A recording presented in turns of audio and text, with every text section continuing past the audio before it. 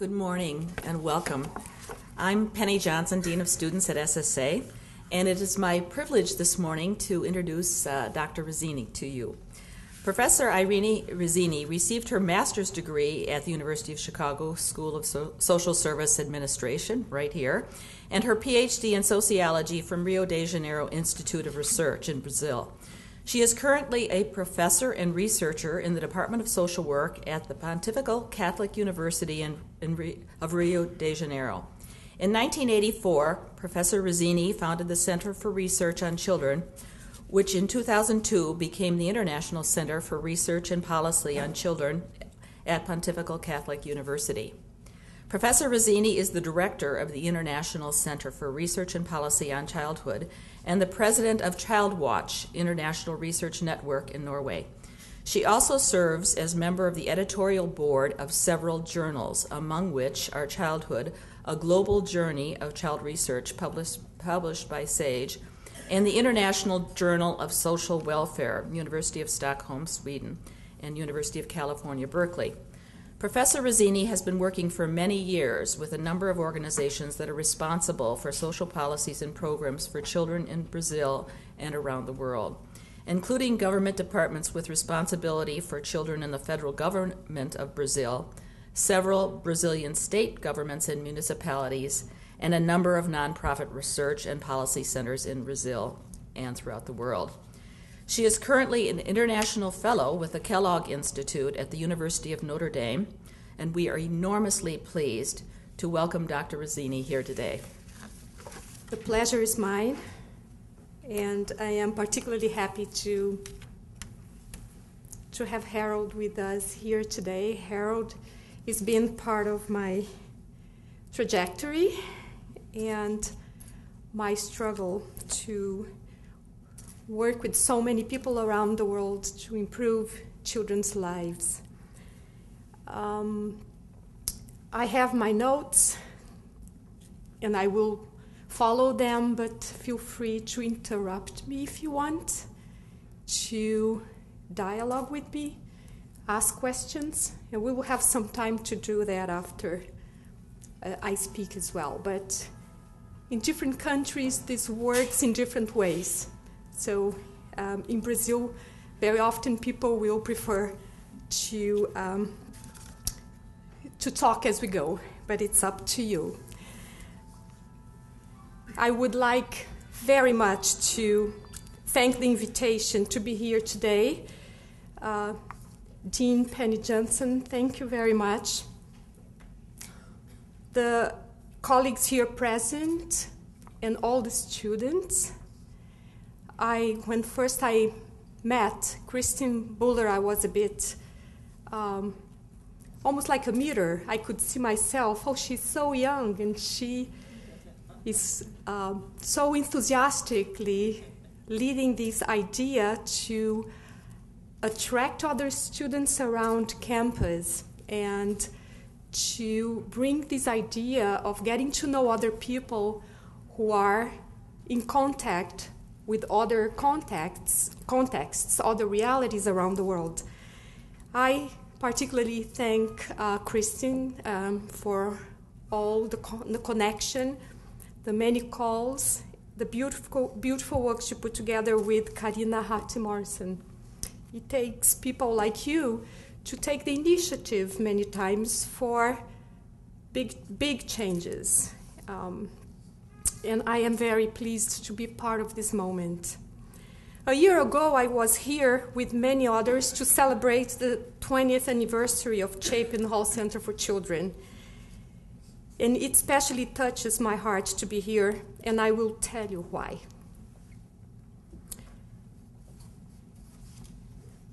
As Christine and others present here, I was a graduate student at SSA. It was 1980, and I felt that I was very different from other people in the sense that I brought my country with me, and I was the only foreigner. For the 2 years I was here, I met people that had relatives from various countries, but they were raised here. So that struck me as an experience that was very unique, and that is changing very quickly, including here in this university. I was here when Harold Richman and his colleagues put together the first edition of the State of the Child in Illinois, a precursor to the founding of the center, Chapin Hall Center for Children. And I have been privileged to watch the center grow to become such a major contributor to our understanding of so many key issues affecting children. In a remarkably short period of time, the center became one of the major sources of expertise on the problems of children who enter child welfare systems. That my passage here was very important in my own career, and you'll see how. As the center grew, it started to reach out to people doing similar work in other countries, setting up its own international research network, and joining the network which I currently serve as president, Child Watch International. We are approximately 50 key institutions around the world in 45 countries. Key institutions, we call them this way because they are supposed to be institutions that are already networking in their own countries, in their own regions, so they do reach out to many other connections through their work, doing what Harold said, trying to strengthen their research and to use the information they produce, the data they produce, to affect policies and to improve children's lives. When I first arrived in Hyde Park from Rio de Janeiro, I felt that no one understood my pain and indignation about the desperate condition of children in my city, my country, and my continent. I'm much closer to my continent as well, as I started working through Child Watch. And Norma Del Rio, here present from the Children's Institute in Mexico City, will be joining us today in one of the workshops, getting to work together with 8 countries in Latin America and the Caribbean, and that's expanding. It's just the beginning. But I soon learned that while our worlds were quite different, some of our concerns overlapped. I had been involved first as a volunteer and then as a researcher in the large, impersonal, uncaring children's institutions in my home city for many, many years before I arrived here. I was eager to discover what strategies the U.S. had developed to provide alternatives for children who were taken from or who left their homes. I was a young professor in psychology, teaching child development, but eager to expand my perspectives towards research and policy. I got here as a psychologist, and it was a bit of a shock to see that the policy area was so small, but that was everything I wanted. So to be interacting with students who were trying to be therapists, and my movement was the opposite, was to expand to other areas, was to be able to move from my work inside large closed institutions where children were placed to work on the child welfare systems, to understand why those systems forced children out of their homes, children who are not orphans, to place them in those institutions.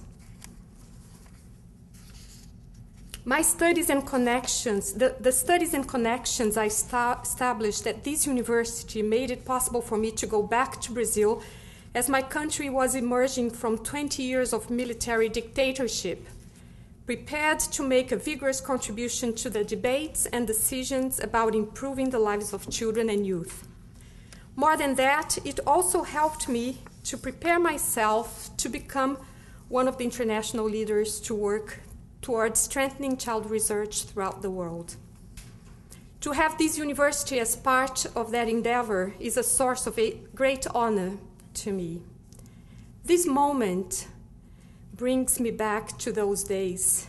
To be here brings me back to those days, and the opportunity invites me to look back at my own trajectory as I went back to Brazil in 1983.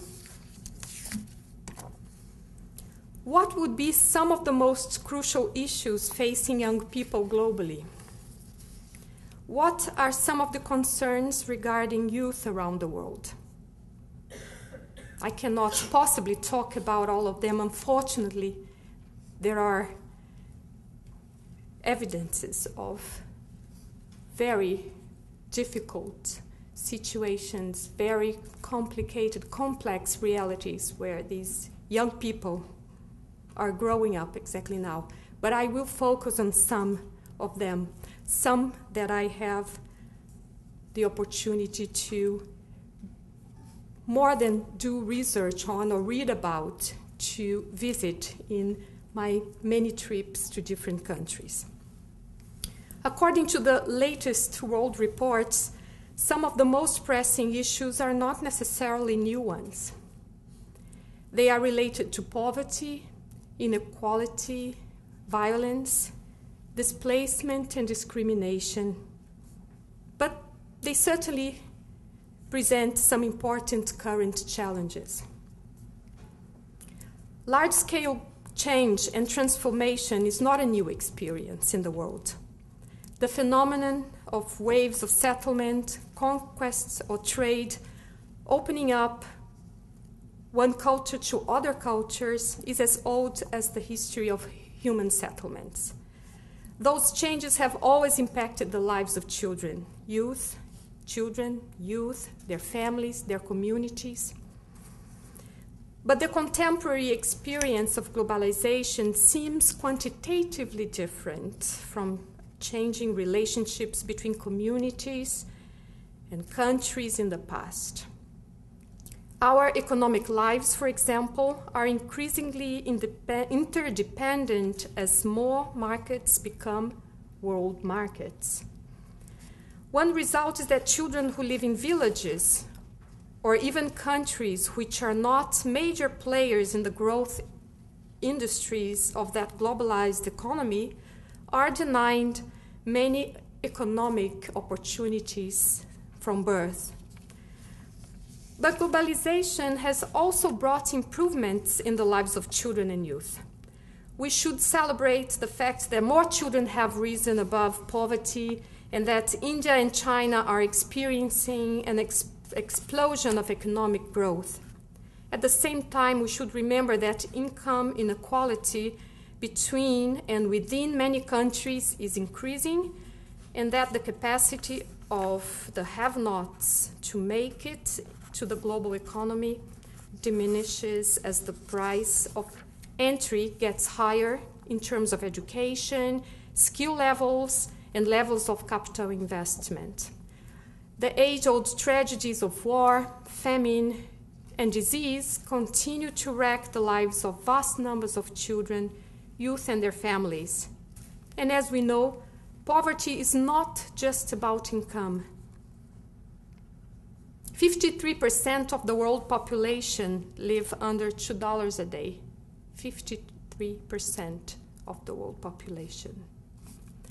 In the less developed countries, and here to use the politically correct term, the majority world, almost 60% of the population live under $2 a day. There are 5,300,000,039 people in this majority world. There are 5 times more people living in the so-called less developed countries around the world. The whole idea of abuse and neglect was completely new to me until I arrived at SSA. And it is something interesting. I used to work in a hospital in Rio de Janeiro. I worked there for 3 years, a public hospital with children. Normally, I was a psychologist at the time, and I worked with doctors, and the family would come with children with lots of symptoms, and our work was to help these young doctors, just not simply to medicate all the children, but to have a more comprehensive understanding of the family story. And these stories were, as we know, very often stories of a lot of neglect, that if you are not careful, the easiest thing to do is to say it's a neglectful mother, it's a neglectful father. And when you look at the situation, you see that there's huge neglect from the state. Parents there feel very hopeless, very ashamed of not being able to provide to the needs their children have. So in that experience for 3 years, I never heard the word sexual abuse, the term sexual abuse. And I was struck last year with several of my students to have one student that worked at the same unit as I worked in the late 70s, early 80s, to be studying sexual abuse in this unit. And it was a very high percentage of cases that appeared. So it's just one example of something that was invisible, including to many of us. We knew there were many problems, but this was something that was not talked about. And it tells the fact that in many countries, the idea of having an agenda of protection of children that are physically abused, which is one of the very, very current issues in many countries. In Brazil, it's been in the law for a long time that children cannot be beaten. And it's not a practice, for example, in schools.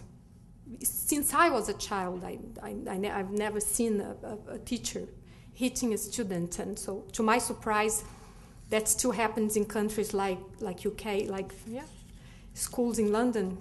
It's now a debate how to stop physical abuse in settings like schools, in institutions for children, where there are children, and of course in the home setting as well. So it is, in 20 years, there were amazing changes in understanding the issue of abuse. And again, that has support in our legislation, in the laws that in many countries inspired in the idea of children having rights. So a child has the right not to be hurt, not to have adults that behave abusively. So hitting a child was not considered abuse, and it is now. It's not like that so easy. No? I've been this year to China, and I had a very interesting experience with school teachers who were very concerned about all the discussion on rights, the children having rights, but what about parents' rights as well? How do we discipline the children if we cannot be hard on them? At the same time, the incredible pressure over children, young children, and parents, so the children become very competent. As you know, in China, in this generation, everyone can only have one child. This is the generation of the children, the single children in the families, because now they are all in school age. And they have so many questions about how to protect children, including from a lot of physical and psychological symptoms that they are developing out of anxiety, because if they are not very competent, if they are not very bright, they will be marginalized in the school, they'll be marginalized by their peers, their teachers, they'll be put in special classes when they're very young, and they will be also marginalized in the families. They were very, very worried about this. So these are all changing views of something that is old, but it has new ways of approaching, understanding, and dealing with them. In terms of marginalized children on the streets, I can't speak for 5 hours. It's been 20 years of my work nonstop. I will just say that we have a lot written, and not a lot in English, but some that you can have access to. And I started as I got back, the first year I got back to Rio in 1983, there were so many news about how these miners, they were changing their names were being changed yet, how these miners were so dangerous, they were on the streets and they were attacking people. They were disturbing the order and the peace. And with my experience with these children, I knew that they were not the monsters they were being painted in the media, and I decided then to coordinate the first piece of research on street children in Rio de Janeiro in 1983, listening to them. So I had a small group of students with me. We sat on the streets and started talking to them. And that was the first opportunity that I had to listen to their stories. There were 300 of them. And we keep listening to them in different moments. At that time, we were able to fight with the media literally and publish exactly what they were doing on the streets, and in some ways shocking the public opinion, because we published something like what they're really doing has an angle of solidarity, because these kids are 7 years old and they feel responsible for the family, boys and girls that are begging, they are working as vendors, doing whatever they can, sometimes prostituting themselves so that the younger children can eat and not die. And these stories were published like that, and they served as to motivate a lot of debate about who these children really are and who is responsible for this. Is it fair to make these children the monsters? And that was very important. And I must say that is not over. In part, a growing number of children occupied the streets, in part because we were also fighting to close those large institutions I came here to look at and to work in Brazil, to close them down, and we did, because some of the orphanages had 1,000 children. They were not orphans. They had parents, but they were poor. So the whole struggle has been to create alternatives to support these children in their own contexts, support these children in the communities where they should develop a sense of belonging, and they don't, because they are so bad. Their dreams is to escape from there as soon as they can. So if they get better, they will leave the community. They will not stay there and try to help or try to do something or to fight for the rights of the people in that community. What they will want to do is to move to a better neighborhood. And it's something that we have been pointing out, instead of just maintaining the idea or the rhetoric that, yes, they are citizens, they have rights, but they should live in these horrible conditions. So I keep defending that there is not such a thing as a street child. Nobody belongs to the street. Nobody lives really on the street, for some exceptions, but for a short time, because these children are the ones I reported in my speech as those that seem not to find any space for them in society. So their trajectories are trajectories of kids that keep circulating. They are always in movement. So from their homes and communities, they start wandering in the streets. They find other peers. Sometimes they think, okay, this is my family, because I feel better with these other kids here on the streets. Very often they eat better. And from there, very often they get in trouble because they are hungry. There are drugs. There are very, very cheap drugs on the streets. And the worst drugs, the cheapest drugs, are the drugs these kids are taking. And we associated to that, there are so many problems that come with other disabilities that they also develop, and they become more and more marginalized and start wandering through the welfare system. So today is a shelter.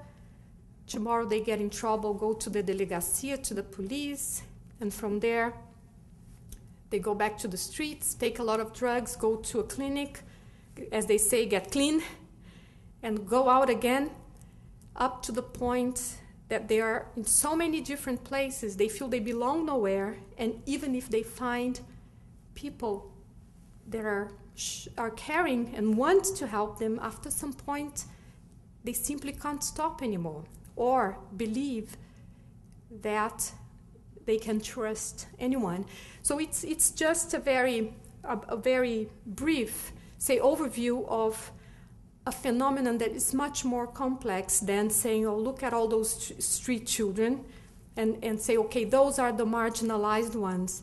As I said in my speech, I got so struck last year in working in schools, in focus groups with kids that are in their families, they are studying, they look at them, they're very lively, very vibrant, and they kept telling us these stories of how they felt so discriminated against, how they felt ashamed of wearing the uniform they wore from the public schools, because it resembled the uniform that the people, the garis in the streets, those who sweep the floor, is the same color, it's orange. So orange is a fashionable color in Brazil now. Orange is like, well, my kids will love to wear orange, it's in fashion. But for these kids, the uniform is something that makes them ashamed. And because they feel when they go in the supermarket, people will be watching, people will hold their bags tightly, people will look at them and suspect maybe this kid is going to rob me. And they develop this consciousness of being different. I must say that it hurts me to tell this, because I grew up in mixed public schools, probably one of the only period in Brazil in the 50s where we had a growing, I think, ideal of transforming the schools in schools with quality. And I was very proud of my school, and I studied with kids that were very different from me. And in part, I think that I learned to be very tolerant of all the differences, because I had friends who were so different from me, and that is less and less possible, as the international trend has been one to privatize what are public services and basic rights of children, like education and health. So good health is associated with paying very high rates, and there will be the good hospitals. Good education is associated with very high fees. So everything is different. The building is different, the resources are different, there are things that other kids can't have, and they, of course, they can see that, right? Too long. You control the time because I have no idea. I'm completely lost. So, yes? If you could share your perspective about the child trafficking issue, The child? trafficking, because it can happen within one country's boundaries, but also happen across boundaries. So, like even Brazil and also across Brazil, how is your perspective on this issue? Trafficking of children. Yes. There are several, say, awful practices associated to trafficking of children, including children that disappear and get to be adopted in other countries, and horrible stories about children that got sold and organs sold. I must say that apparently this is not fiction, because this has been investigated by what is equivalent to the FBI in Brazil and internationally, because this is related to several countries, in poor countries. And so it keeps being in the reports. So we could say that there is some evidence that for awful purposes, children and sometimes other vulnerable people, young people, women, get sold with promises for adoption, for a better home, women for better income, and they end up prisoners in certain countries and have to work as prostitutes until they die.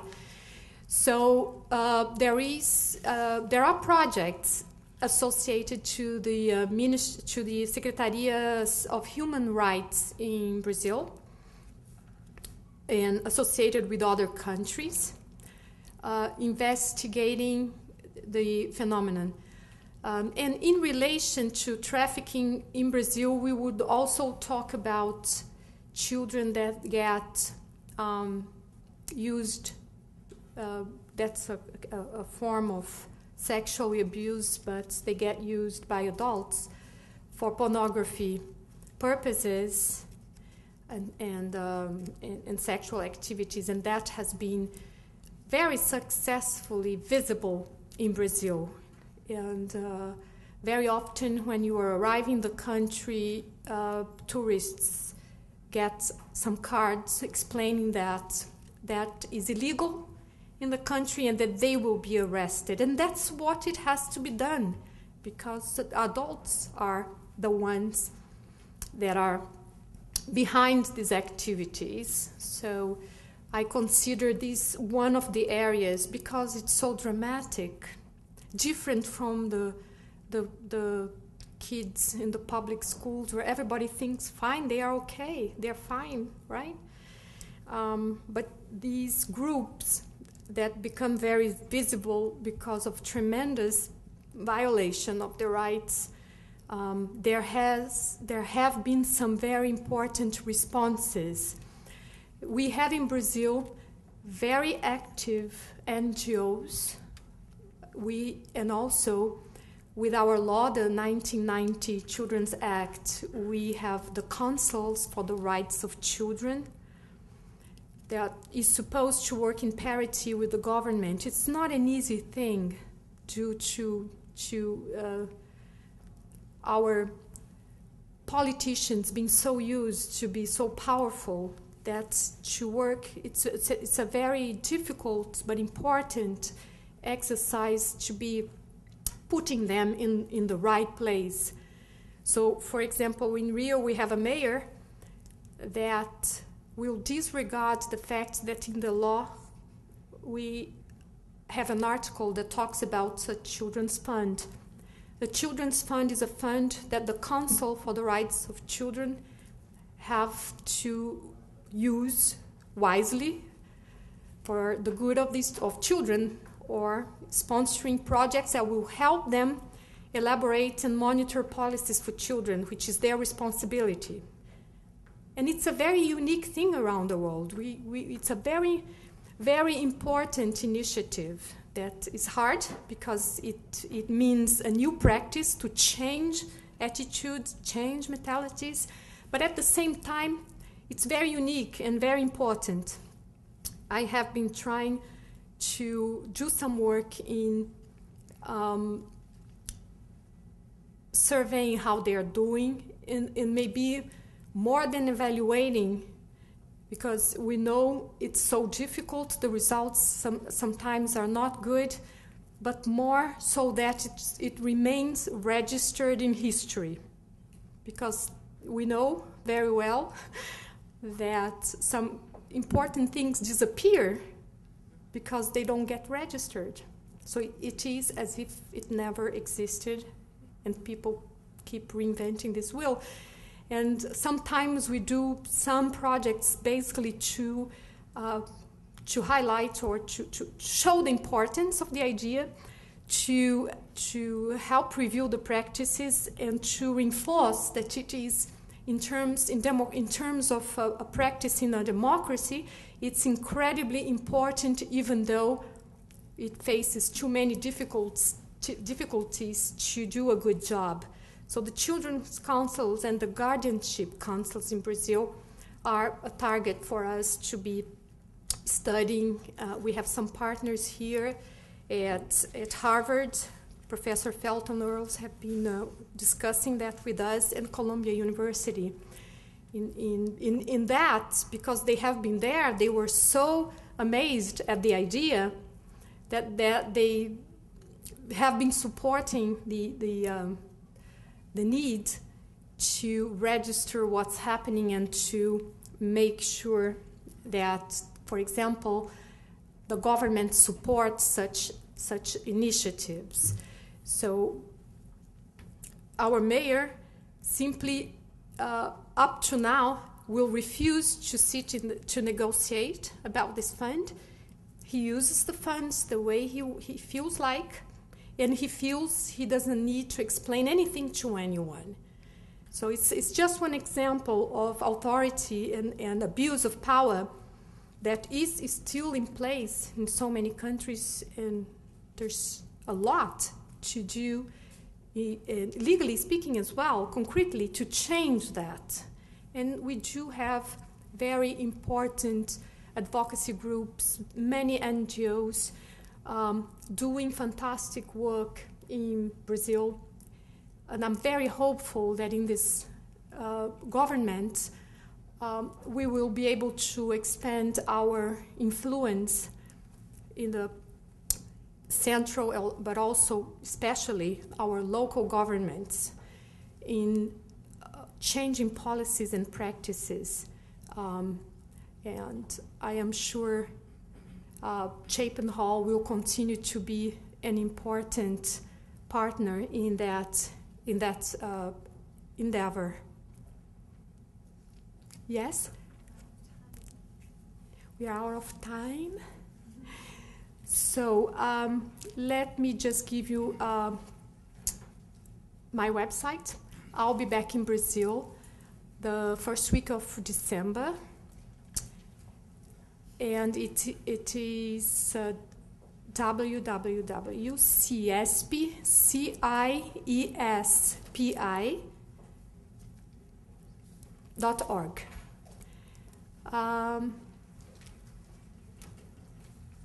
And let me thank you, Kristen and Karina, for this opportunity. And I hope that you have a very interesting time. I'm sure you will in the next few hours. And I'll be here to continue to discuss with you. Thank you very much.